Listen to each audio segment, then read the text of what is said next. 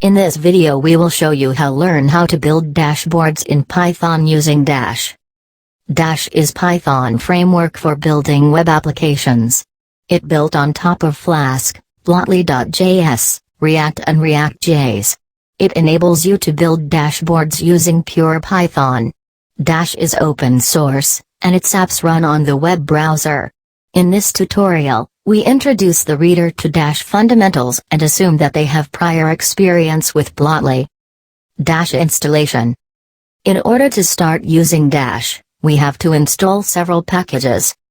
The core Dash backend, Dash frontend, Dash HTML components, Dash core components, Plotly. Next, move to the terminal and start the server by typing the code below. Python import dash.p.p.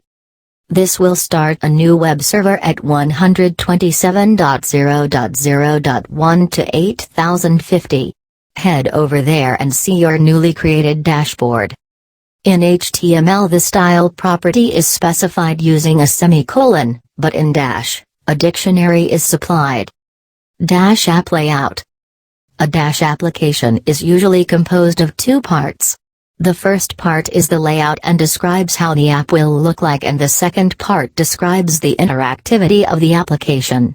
Dash provides HTML classes that enable us to generate HTML content with Python. To use these classes, we need to import dash_core_components and dash_HTML_components. You can also create your own custom components using JavaScript and React.js. Please let me know your valuable feedback on the video by means of comments. Please like and share the video.